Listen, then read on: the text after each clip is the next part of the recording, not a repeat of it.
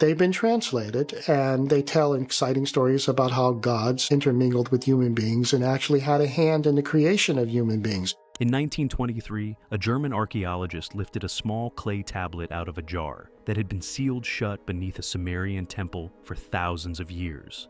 When researchers finally translated it, it was not a king's record, not a prayer, not a war. It was an answer to the question every person eventually asks in the dark. What is the light after death actually for? The Sumerians claimed to know its purpose. They carved it into the oldest writing humanity has ever left behind. And then, in the same breath, they named the last time that light opened. The solid sky. They're evidence of the very first written communication between humans. And as such, they are very special indeed. The jar had been buried under the foundation of a temple. That temple sat on top of an older temple, and the older one on top of one, older still. And the tablet in the jar was the oldest object in the entire mound. He never published it. It went into a drawer in Berlin, and the drawer went into a back room, and the back room sat in the basement of a museum that was bombed in 1943. The tablet itself was lost that night. What survives is a photograph, a partial transcription, and a stack of his private field notes, and everything you're about to hear comes from those. So understand what these people actually believed, because it is stranger than the textbooks let on. According to interpretations of the Sumerian tablets, the gods were called the Anunnaki. The Sumerians did not invent the dome of the sky. They inherited it, sharpened it, and wrote it down with the kind of precision you do not waste on a metaphor.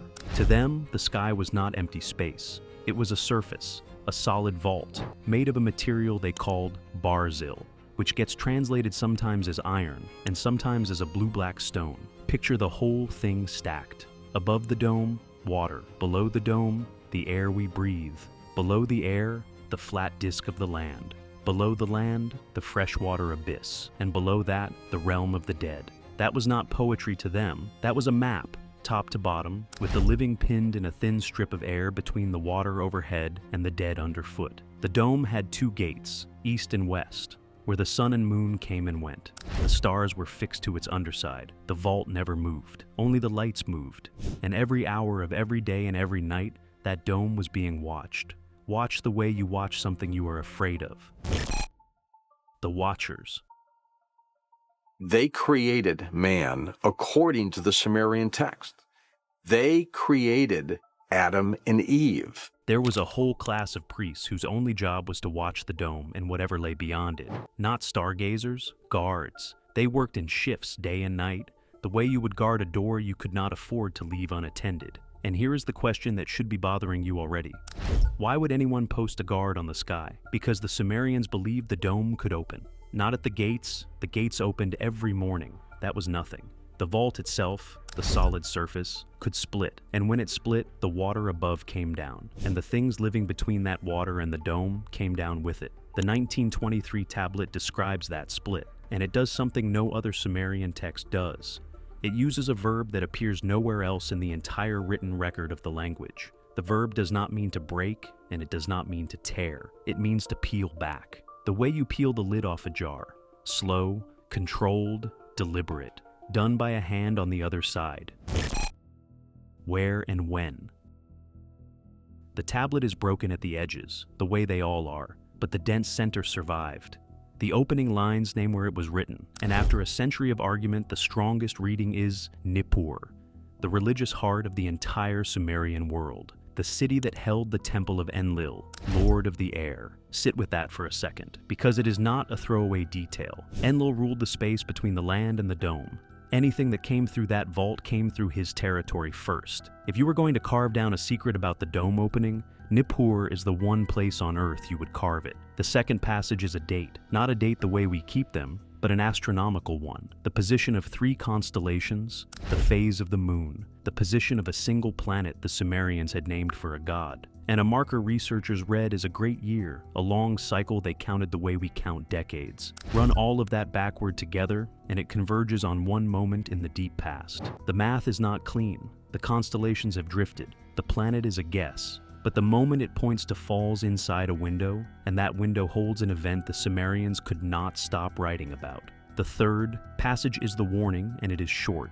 When the markers return, it says, the dome opens again. Then it lists those markers in the exact order they will arrive and treats the whole sequence like a countdown. The intervals shrink as it runs. The first sign comes years ahead. The last one comes days before the dome peels. Stay on this. I need you to stay with me here, because what comes next is the part of the tablet that genuinely changes how you look at every old civilization that ever stared at the sky in fear.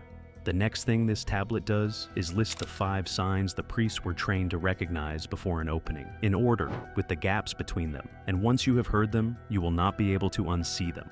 If that is the kind of thing you came here for, subscribe and stay on this channel, because this is exactly the thread I keep pulling. The full decoding, the complete sign sequence with the original Sumerian beside the translation, and the astronomical date laid out in order, is more than fits in a video, so it is in the document linked below, with the QR code on your screen. Now, let us get into the signs. The 5 signs. The first sign is in the water. These were people who lived between 2 rivers and obsessed over water the way we obsess over our phones. They had separate words for water moving, water still, water rising, water that tastes wrong.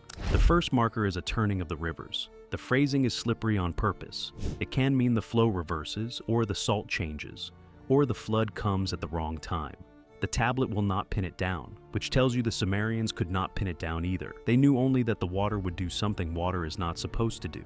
The second sign is on the land. The tablet calls it the bowing of the high places. And in Sumerian, the high places are not just mountains, they are platforms, ziggurats, anything raised up. To say the high places bow is to say the things that stand will fall. Earthquake, collapse, the text does not choose. The third sign is in the sky, and this one is specific, a darkness that is not night, coming from a direction that is not down. The Sumerians had distinct words for night darkness, cloud darkness, and eclipse darkness. The tablet uses none of them. It reaches for a 4th word, one that surfaces in only 2 other places in the entire Sumerian record. Both of those places are flood texts. The 4th sign is in the people, and it is the one that should put a chill in you. The tablet describes a forgetting. It says the names of the gods get confused with the names of men, and the names of men with the names of beasts, and nobody can keep them straight anymore.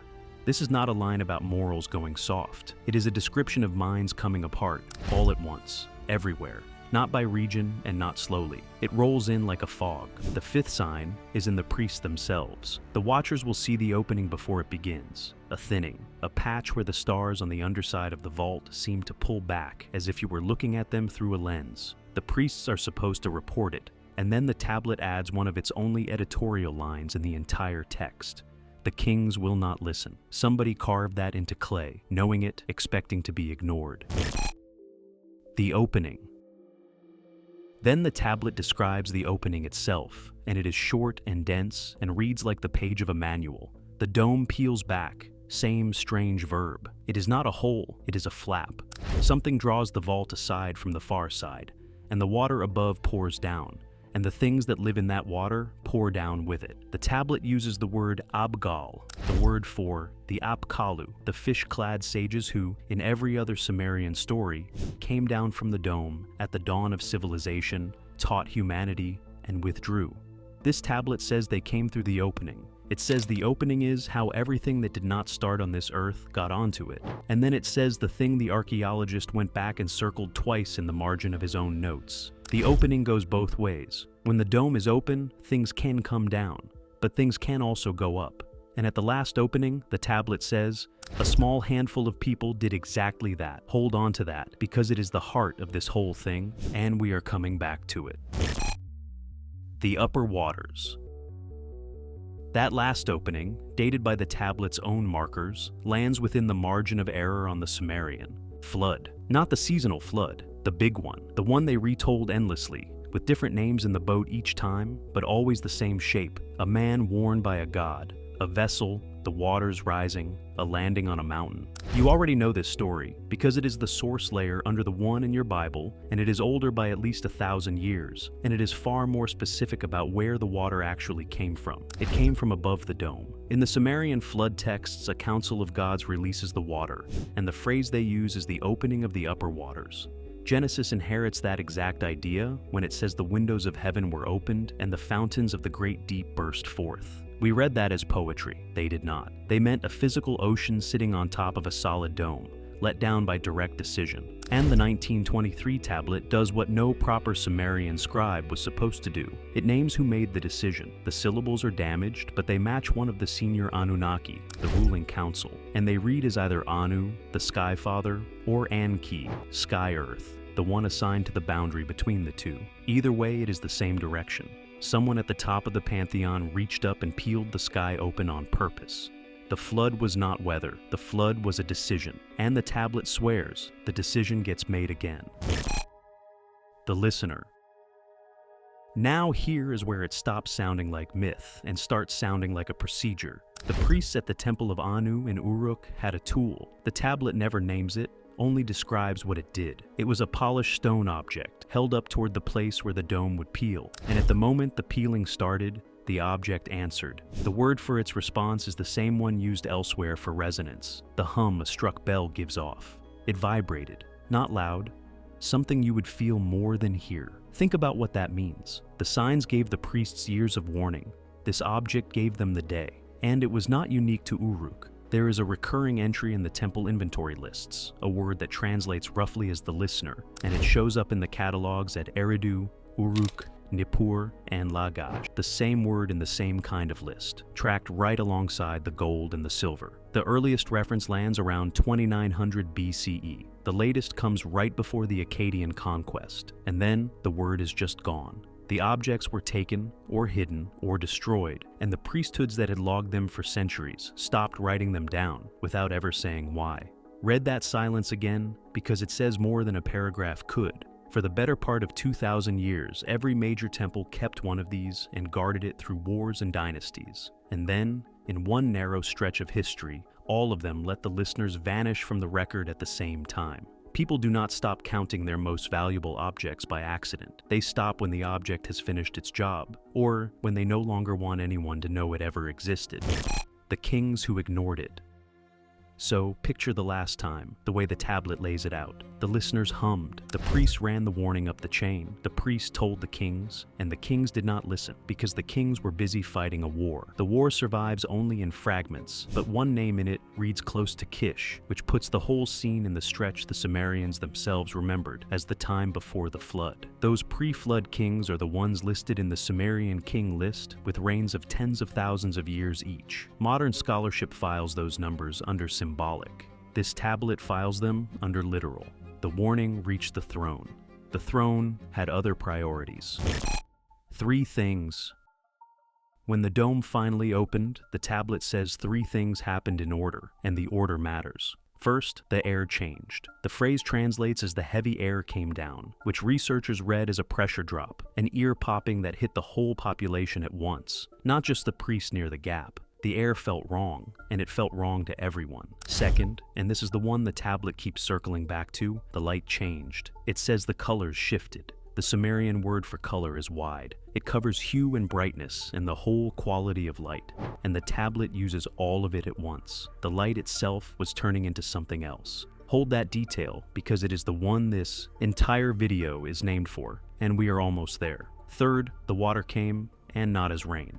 The tablet is blunt about this. Rain has its own ordinary word, used freely everywhere else, and that word is not here. The word here means a wall of water, a standing column, a vertical river. It did not fall in drops. It fell as a mass. The fish-clad sages. And somewhere inside that falling water, in that wrong light, the Apkallu came down. Everywhere else, they are fish-clad sages who taught humanity to work metal, read the stars, write, heal, and keep the calendar, who arrived at the beginning of time and then left. This tablet rewrites all of it. They did not come at the beginning of time. They came at the beginning of the next time. They rode the flood down through the same opening that released it, and when the water drained back, they stayed, mixed into the survivors, blending in. The Babylonian priest Berossus, writing in the 3rd century BCE off the older sources, called their leader by the Greek name Oannes, and described him rising from the water to teach by day and sinking back at night. Berossus assumed that water was the Persian Gulf. The tablet says it was the water from the dome, and it names 7 of them. 5 match names already on the known Apkallu lists. 2 do not, and those 2 carry a small marker that elsewhere flags a being who is partly human and partly something else, a marker the other 5 do not have. Whatever those 2 were, the tablet quietly admits they were not the same kind of thing as the rest, and then it tells you nothing more. The hand that closed it. Then something closed the dome, and this is the most damaged stretch of the whole text. The verb for closing is mostly there. The subject, the thing doing the closing, is gone. What survives says the dome was sealed from the far side, and it uses a phrase that means by hand, a single deliberate agent, not a process, not the sky settling on its own. Someone reached across the opening from the outside and pulled the lid back down, but the door does not slam before the tablet tells you who walked through it on the way out. The ones who rose.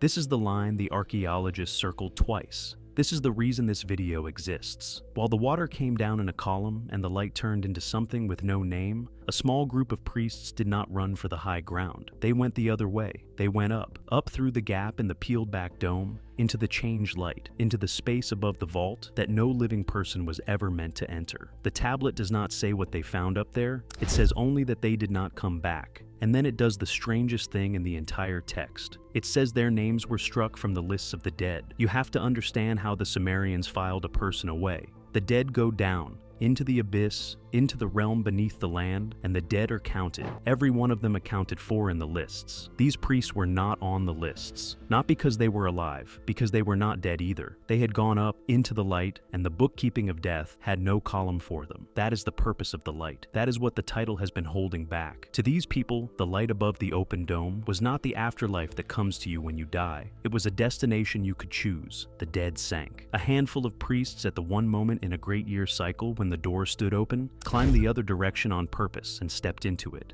and were filed by their own people not as deceased, but as departed. And think about what they were trading. A Sumerian who died went down into the dark of the abyss to a fixed and accounted place, a known ending. These men looked at that known ending, looked at the world drowning around them, and chose the unknown thing behind the light instead. They did not do it in panic. The tablet is careful here, careful in a way it is careful nowhere else. They watched for the signs for years. They felt the heavy air come down. They saw the colors drain out of the daylight, and only then, with the column of water already falling, did they go up. Whatever the light was the purpose of, they believed it more than they believed in the grave. The archaeologist, alone with this in a back room in Berlin, drew 2 careful circles around that passage and, as far as anyone can tell, never slept easy about it again.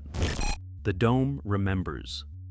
The tablet ends on a single sentence. The dome remembers. And the word it uses for remember is the same word the Sumerians used for accounting, for keeping a ledger, for tracking what is owed. In that framing, the dome is not nostalgic. The dome is counting. It opens on a schedule. The schedule is tied to the markers. The markers are tied to events down here on the earth, and the events are tied to what the people are doing. The tablet never quite says our behavior trips the lock, but the grammar will not let you believe the timing is random. Something is watching. Something is keeping the tally. The archaeologist wrote exactly 1 line about the tablet in his field journal, in pencil, in a margin, a calendar of a kind I have not seen before. He went home to Berlin in 1924 and never wrote about it in public again. The notes recovered after the war hold 3 more pages, mostly transliteration and 1 small diagram, the dome, the gates, the water above, and the spot where the peeling happens, and that spot is marked with a single character. It is a rough match for a sign that turns up only rarely on Sumerian boundary stones, the sign for a forbidden zone, a place you do not approach. He understood what he was holding. He drew it and then he put it in a drawer.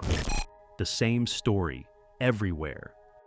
And he was not the only culture to leave the door marked. The Hopi describe a previous world that ended when the sky was breached. The Vedic texts speak of a vault of heaven opened and resealed across ages. The Norse hang their world on Yggdrasil, whose top branches press against a sky that is also a ceiling, and a ceiling can open. Genesis keeps the opened heavens. The Maya counted cycles that end with the sky breaking. None of that is proof, but it is a pattern, and it points one direction. A lot of old peoples believed the sky was solid, believed it had been opened before, and believed it would open again. By the dating of the jar that held it, the Sumerian tablet is older than every one of those traditions. If there is a single source they all drank from, it is sitting in that jar. Which leaves the obvious question: if this is real, why have you never heard of it? Two reasons, and neither one is comforting. The first is that the translation is contested, because the damaged edges let several key passages be read more than one way, and careful scholars will not stake their names on a single reading. The second is that the object itself burned in 1943, so all that is left to argue from is a photograph, a partial transcription, and a dead man's notes. That is enough to whisper about. It is not enough to publish without getting torn apart. So the tablet lives in a footnote in a few specialist papers, mentioned and never opened up. Not because it is wrong, because it is unsafe to be right about in print. What comes next? So here is where it leaves us. A tablet in a jar, under stacked temples, in a city that no longer exists, describing a sky peeled open by a member of the Anunnaki Council, water and beings pouring down, a few people climbing up into the light and never being counted among the dead, and the whole thing sealed shut from the outside with a promise that it happens again when the signs line up. And there is one more tablet, older than this one by several hundred years, from a site even less famous, that may describe the opening before the last. And it has not been fully translated yet. That one is the next video, and it gets at the real question underneath all of this: why the Apkallu came at all, and what they were running from on the other side of the dome. If you want to be in the room when that tablet gets opened up, subscribe now, because this is the only place I am telling this story end to end. The full sign sequence and the date are in the document linked below. And then tell me something in the comments. The signs come in order: the rivers, the high places, the wrong darkness, the forgetting, the thinning, and the last people who had this warning were too busy with a war to look up. So look up. Which sign do you think has already passed?